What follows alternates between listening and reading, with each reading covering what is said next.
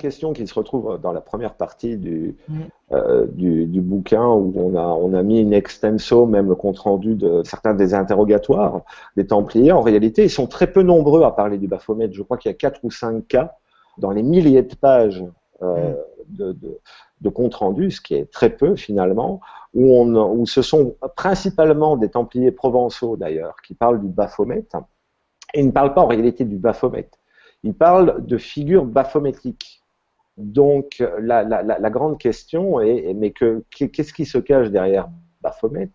Alors, au départ, ils n'en font pas une idole, donc ils en parlent simplement, ils ne disent pas l'idole ou la tête, ce sont les interrogateurs qui leur font, à un moment donné, parler de tête, d'idole, qu'on faisait toucher avec des bandelettes ou des cordelettes, etc., que les Templiers étaient obligés de se mettre autour de la taille.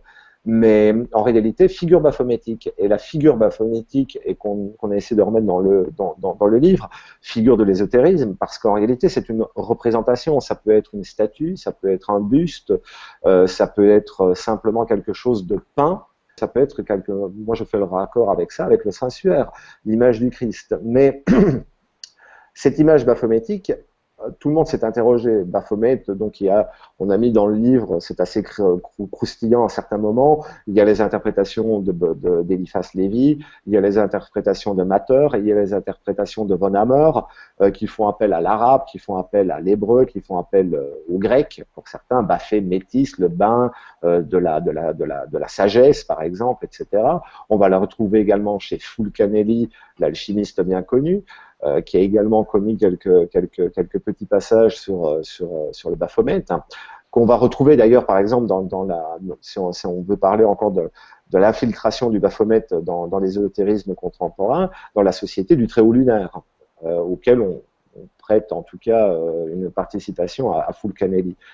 Mais aucune représentation, aucune description n'a été donnée. En réalité, on parle à un moment d'une tête barbue, à d'autres moments, c'est un bifront, donc une double tête, comme on en retrouve parfois dans les représentations dans certaines cathédrales ou dans certaines églises.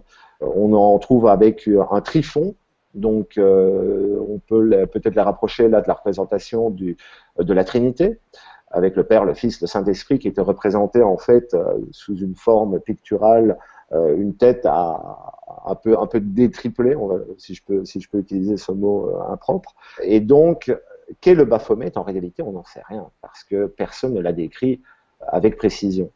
Et la première véritable représentation complète va être donnée par Eliphas Lévy, qui est le fameux Baphomet, avec le Solve Coagula pointant un bras vers le haut et un bras vers le bas, mais qu'on ne retrouve pas du tout dans les descriptions des interrogatoires, et ni même, entre guillemets, pardon. Non, ça n'a rien à voir. Non, Oui, du tout. c'est pas, oui, c'est Eliphas Lévy l'invente. Oui. C'est une représentation même plutôt alchimique de certains principes, et je pense que lui, Lévy, a simplement voulu faire coller une théorie alchimique à une certaine représentation picturale, et ça faisait bien de dire, ben voilà, c'est le Baphomet.